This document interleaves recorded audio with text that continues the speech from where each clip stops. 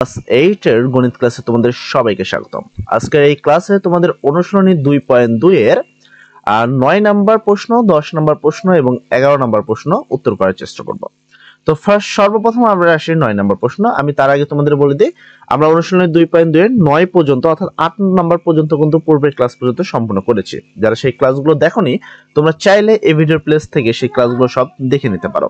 তো দেখো, আজকের ক্লাসে আমরা 9 নাম্বার শিখব। 9 নাম্বার বলছে, একই হার মুনাফায় কোন মূলধনের 1 বছর অন্তের চক্রবৃদ্ধি মূলধন ৬৫০০ টাকা ও 2 বছর অন্তের চক্রবৃদ্ধি মূলধন ৬৭৬০ টাকা হলে মূলধন কত টাকা?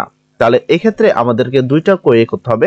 ফার্স্ট এখানে একটা অপশন, এখানে একটা, দুইটা দেখো রয়েছে। সেক্ষেত্রে আমরা উত্তরটা যেভাবে করব, আমরা সমাধানে লিখব, ধরি 1 বছর অন্তরের মূলধন সি, এটা কিন্তু এখানে দেওয়াই ছিল। 1 বছর অন্তরের মূলধন ৬৫০০ টাকা এখানে কিন্তু তোমাদের দেওয়া ছিল। তাই সি সমান সমান তোমার ৬৫০০ টাকা এবং 2 বছরের চক্রবৃদ্ধি মূলধন হলো ৬৭৬০ টাকা। 2 বছরের বছরান্তের মূলধন সি সমান সমান হলো ৬৭৬০ টাকা। আমরা জানি, বা আমরা জানি লিখবা, পাই লেখা আছে, আমরা জানি চক্রবৃদ্ধি মূলধন সি সমান সমান P into 1 plus R to the power N. এই সূত্র হতে এখানে সি যেখানে রয়েছে ৬৫০০ টাকা সমান সমান রয়েছে সমান সমান, যেখানে এন সমান সমান 1 বছর, মানে এই প্রথমটা গোটা হচ্ছে ৬৫০০ টাকা। তাহলে সি সমান সমান এত হয়েছে, সমান সমান রয়েছে সমান সমান। তারপর পি এর কোনো আসলের কোনো মানে মূল্য না বা মান এখানে নেই। তারপর 1 আছে 1, প্লাস আছে প্লাস, মুনাফার হারের কোনো মান নেই, তাই নাই। এখানে এন দেখো, এখানে কয় বছরের কথা বলছে? 1 বছর, তাই এন এর মান হলো 1 বছর। এখানে ৬০০০, এটাকে দেখো জাস্ট এখানে এটা রাইট হ্যান্ড সাইড আছে, যেটাকে এই পাশে লিখেছি লেখার সুবিধার্থে। তাহলে এখানে এটা পি 1 প্লাস আর, উপরে এন এর 1 এর কোনো মূল্য নেই, তাহলে এটাই এখানে হলো ৬৫০০ টাকা। এটা হলো সমীকরণ নাম্বার 1। অনুরূপভাবে এই দ্বিতীয় নম্বর সমীকরণে, যেটা ৬৭৬০ টাকা ছিল, ৬৭৬০ টাকা সমান সমান পি ইন্টু 1 প্লাস, আগেরটাই 1 ছিল, এটা 2 বছর, তাই এখানে 2, যেখানে এন সমান সমান 2 বছর। বা পি সমান সমান কি তোমার এখানে দেখো স্কোয়ার মানে ডাবল, পি ইন্টু 1 প্লাস আর ইন্টু 1 প্লাস আর। এই 1 প্লাস আর ইন্টু 1 প্লাস আর লেখা হয়েছে স্কোয়ার থাকার কারণে, সমান সমান ৬৭৬০ টাকা। এটা সমীকরণ 2। সমীকরণ 2 নংকে 1 নং দ্বারা ভাগ করে পাই, মানে এটাকে আমরা এটা দ্বারা ভাগ করব। 2 নম্বরের লেফট হ্যান্ড ভাগ রাইট হ্যান্ড, এটার লেফট হ্যান্ড ভাগ লেফট হ্যান্ড, ঠিক আছে? এইভাবে আমাদের ভাগ করতে হবে। সেক্ষেত্রে যদি আমরা এটা ভাগ দিই, এই উপরেরটা আর এটা কিন্তু কেটে যাবে, তাহলে থাকে কি 1 প্লাস আর, এই হলো 1 প্লাস আর।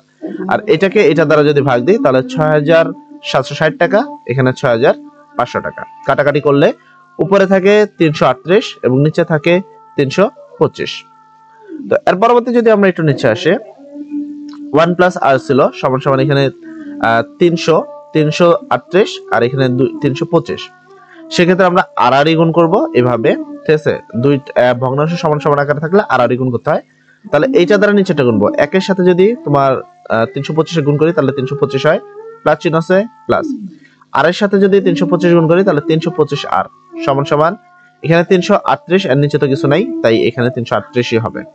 এবার আমরা যেহেতু আর এর মান বাই করব, তাহলে তোমাকে আর রাখতে হবে, বাকি এই এক্সট্রা জিনিসগুলোকে পার করতে হবে। সবার আগে এটাকে কোনো চিহ্ন নেই, মানে প্লাস চিহ্ন আছে, তাই এটাকে মাইনাস আকারে পার করা হলো, ঠিক আছে? সমান সমান ৩২৫ আর, এখানে আগে থেকে 200 এটা ছিল আর এটা প্লাস ছিল, এটা এখানে মাইনাস। এখানে আর আছে, এই আর ৩২৫ এর মধ্যে কোনো চিহ্ন নেই, মানে গুণ আছে, এবং এটা সেখানে ভাগ আকারে চলে আসলো। আর এই দুটোকে বিয়োগ করলে হয় হলো 13। তো আর সমান সমান এটাকে কাটাকাটি করলে তোমার আসে 13 দ্বারা কাটলে, এটাকে যদি 13 দ্বারা কাটি তাহলে হয় 25, উপরে 13 দ্বারা কাটলে 1, ঠিক আছে? তাহলে আর এর মান আমরা পাইলাম 25/1। কিন্তু তোমাকে কিন্তু আর বলেনি, তোমাকে বলছে পি এর মান, আসলের মান বের করতে।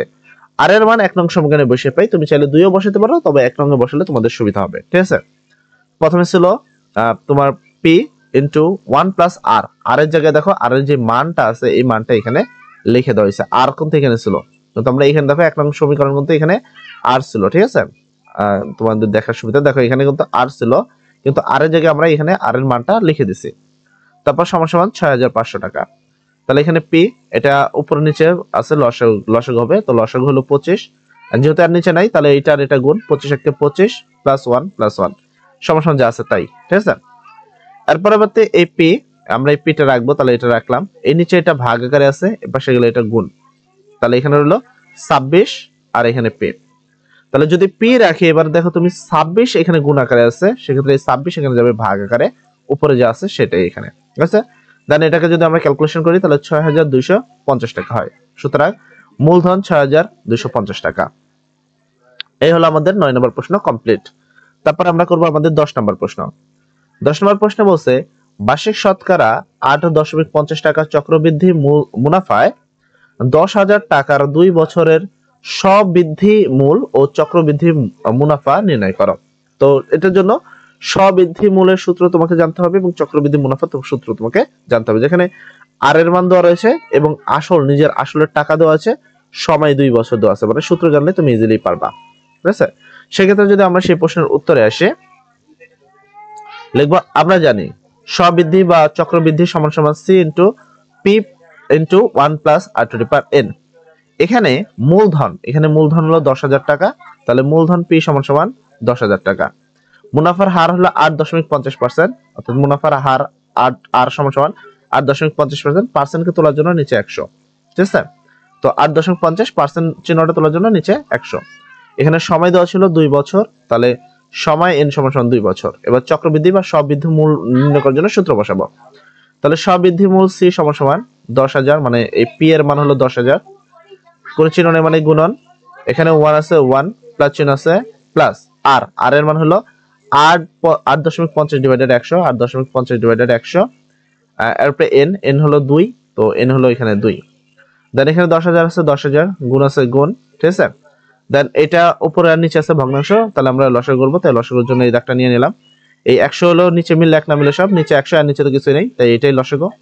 যেহেতু আর নিচে কিছু নাই তাই এটা দিয়ে এটা গুণ করতে হবে, তাহলে 100 কে 100 প্লাস চিহ্ন আছে প্লাস, এইটার এটা কাটা, মানে এই 100 আর 100 কাটা, তাহলে 8.50, এখানে স্কয়ার আছে স্কয়ার, 10,000 আছে 10,000, গুণ আছে গুণ, এই দুটোকে যোগ করলে হয় 108.50, নিচে আছে 100 স্কয়ার। আর তোমরা জানোই যে স্কয়ার থাকার মানে এই সংখ্যাটাকে আমরা দুইবার লিখে দিব পরের লাইনে, তো 10,000 স্কয়ার থাকার কারণে এটাকে দুইবার লেখা হয়েছে। এর পরবর্তী তোমরা কাটাকাটি করবা, নরমালি এই 2 শূন্য এইভাবে কাটতে পারি, এই 2 শূন্য এই 2 শূন্য কাটা, দেন এই 2 শূন্য আর এই 2 শূন্য কাটা, তার মানে এই দুটাকে গুণ করলে যা হবে তাই, 108.50 গুণন 108.50 গুণ করলে হয় 11,772.25 টাকা। স্ববৃদ্ধি মূল হলো 11,772.25 টাকা। আবার চক্রবৃদ্ধি মুনাফার সূত্র হলো c মাইনাস p। c মানে তোমার স্ববৃদ্ধি মূল, এই যে তুমি যেটা পাইছো 11,750 টাকা, তাহলে c এর মান হলো 11,772.25 টাকা, তারপর মাইনাস p মানে হলো তোমার আসল হলো তোমার 10,000 টাকা, বিয়োগ করলে হচ্ছে 1,772.25 টাকা। সুতরাং স্ববৃদ্ধির মূল হলো 11,772.25 টাকা এবং চক্রবৃদ্ধি মুনাফা হলো 1,772.25 টাকা। এই হলো তোমাদের পরের প্রশ্ন, অর্থাৎ 10 নম্বর প্রশ্নের উত্তর। আশা করি তুমি 9 এবং 10 সম্পূর্ণ প্রশ্নটি বুঝতে পেরেছো, এবং বুঝতে পারলে কমেন্ট সেকশনে তার করে লিখে দাও থ্যাংক ইউ ভাই, এবং বুঝতে না পারলে লেখো প্রবলেম ভাইয়া। আজকের ক্লাস এই পর্যন্ত, সবাই ভালো থাকবে, সবার জন্য দোয়া করি। আসসালামু আলাইকুম।